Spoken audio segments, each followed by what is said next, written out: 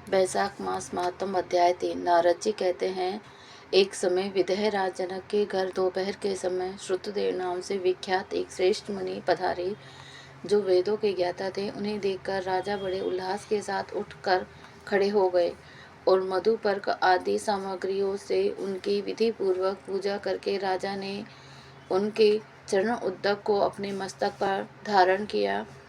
इस प्रकार स्वागत सत्कार के पश्चात जब वे आसन पर विराजमान हुए, तब विदेह राज के प्रश्न के अनुसार बैसाख मास के महात्म का वर्णन करते हुए वे इस प्रकार बोले। श्रुतदेव ने कहा, राजन, जो लोग बैसाख मास में धूप से संतप्त होने वाले महात्मा पुरुषों के ऊपर छाता लगाते हैं, उन्हें अनंत पुण्य की प्राप्ति होती है। इस विषय में एक प्राचीन इतिहास का उदाहरण दिया करते हैं। पहले वेंग देश में हेमकांत नाम से विख्यात एक राजा हो गए हैं। वे पुष्यकेतु के पुत्र, परम बुद्धिमान और शस्त्रधारियों में श्रेष्ठ थे। एक दिन वे शिकार खेलने में आसक्त होकर एक गहन वन में जा घुसे। वहां अनेक प्रकार के मृग और बराह आदि जंतुओं को मारकर जब वे बहुत थक गए, तब दोपहर के समय मुनियों के आश्रम पर आए। उस समय आश्रम पर उत्तम व्रत का पालन करने वाले श्रुतरचि नाम वाले ऋषि समाधि लगाए बैठे थे, जिन्हें बाहर के कार्यों का कुछ भी भान नहीं होता था। उन्हें निश्चल बैठे देख राजा को बड़ा क्रोध हुआ और उन्होंने उन महात्माओं को मार डालने का निश्चय किया। तब उन ऋषियों के 10,000 शिष्यों ने राजा को मना करते हुए कहा, ओ खोटी बुद्धि वाले नरेश, हमारे कुरु लोग इस समय समाधि में स्थित है। बाहर कहाँ क्या हो रहा है, इसको ये नहीं जानते, इसीलिए इन पर तुम्हें क्रोध नहीं करना चाहिए। तब राजा ने क्रोध से विहल होकर शिष्यों से कहा, द्विज कुमारों, में मार्ग में से थका मांदा नहीं यहाँ आया हूँ, अतः तुम ही लोग मेरा आतिथ्य करो। राजा के ऐसा कहने पर वे शिष्य बोले, हम लोग भिक्षा मांगकर खाने वाले हैं। गुरुजनों ने हमें किसी के आतिथ्य के लिए आज्ञा नहीं दी है। हम सर्वदा गुरु के अधीन हैं, अतः तुम्हारा आतिथ्य कैसे कर सकते हैं। शिष्यों का यह कोरा उत्तर पाकर राजा ने उन्हें मारने के लिए धनुष उठाया और इस प्रकार कहा, मैंने हिंसक जीवों और लुटेरों के भय आदि से जिनकी अनेकों बार रक्षा की है, जो मेरे दिए हुए दानों पर ही पलते हैं, वे आज मुझे ही सिखलाने चले हैं। वे मुझे नहीं जानते।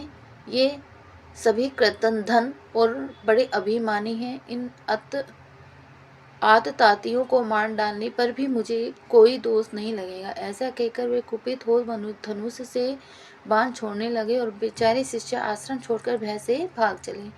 भागने पर भी हेमकांत ने उनका पीछा किया और 300 शिष्यों को मार गिराया।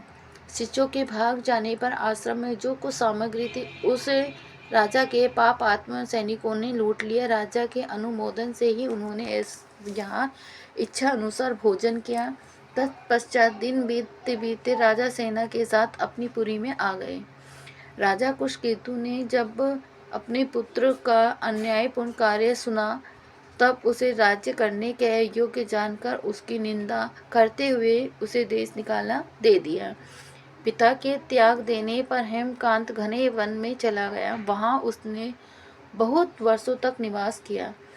ब्रह्म हत्या उसका सदा पीछा करती रहती थी, इसीलिए वह कहीं भी स्थिरता पूर्वक रह नहीं पाता था। इस प्रकार उस दुष्ट आत्मा के 28 वर्ष व्यतीत हो गए और एक दिन बैसाख मास में वह दोपहर का समय हो रहा था, महामुनि ऋत तीर्थ यात्रा के प्रसंग में से उस वन में आए। वे धूप से अत्यंत संतप्त और तृषा से बहुत पीड़ित थे, इसीलिए किसी वृक्षहीन प्रदेश में मूर्छित होकर गिर पड़े।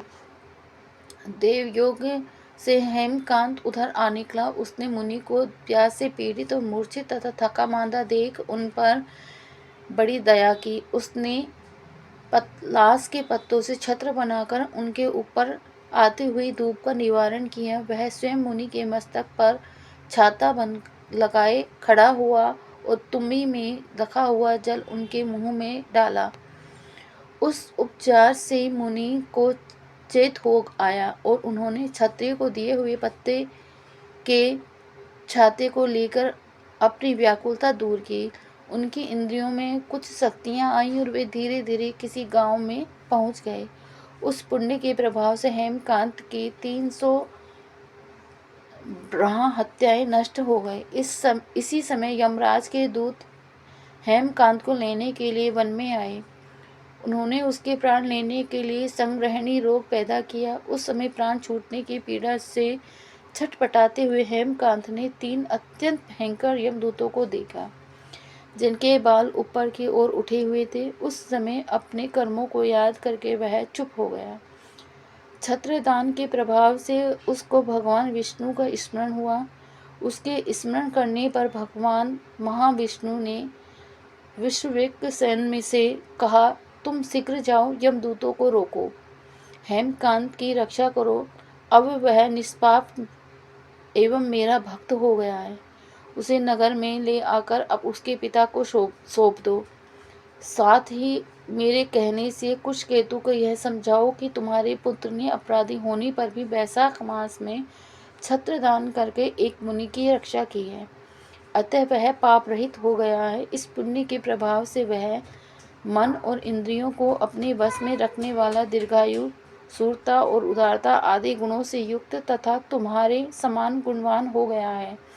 इसीलिए अपने इस महाबली पुत्र को तुम राज्य का भार संभालने के लिए नियुक्त करो।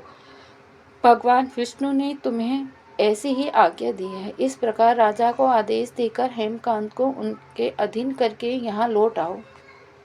भगवान विष्णु का यह आदेश पाकर महाबली विश्वक्सेन ने हेमकांत के पास आकर यमदूतों को रोका और अपने कल्याण में हाथों से उसके सब अंगों में स्पर्श किया।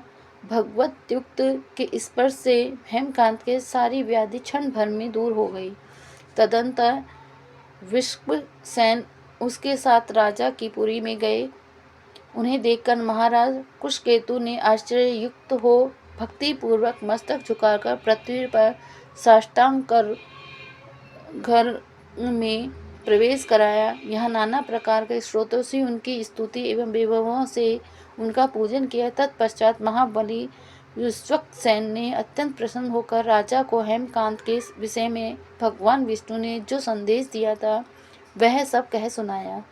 उसे सुनकर कुशकेतु ने पुत्र को राज्य पर बिठा दिया और स्वयं विश्वक्सेन की आज्ञा लेकर उन्होंने पत्नी सहित वन को प्रस्थान किया। तदंतर महात्मा विश्वक्सेन हेमकांत से पूछकर और उसकी प्रशंसा करके स्वक्तद्वीप में भगवान विष्णु के समीप चले गए। तब वे राजा हेमकांत वैशाख मास में बताए हुए भगवान की प्रसन्नता को बढ़ाने वाले शुभ धर्मों का प्रतिवर्ष पालन करने लगे। वे ब्राह्मण भक्त, धर्मनिष्ठ, शांत, जितेंद्रिय, सब प्राणियों के प्रति दयालु और संपूर्ण यज्ञों की दीक्षा में स्थित हो रहकर सब प्रकार की संप्रदायों से संपन्न हो गए। उन्होंने पुत्र पौत्र आदि के साथ समस्त भोगों का उपभोग करके भगवान विष्णु का लोक प्राप्त किया। वैशाख मास में वैशाख सुख से साध्य अतिशय पुण्य प्रदान करने वाले पाप रूपी ईंधन को अग्नि की भांति जलाने वाला, परम सुलभ तथा धर्म अधर्म काम और मोक्ष चारों पुरुषार्थों को देने वाला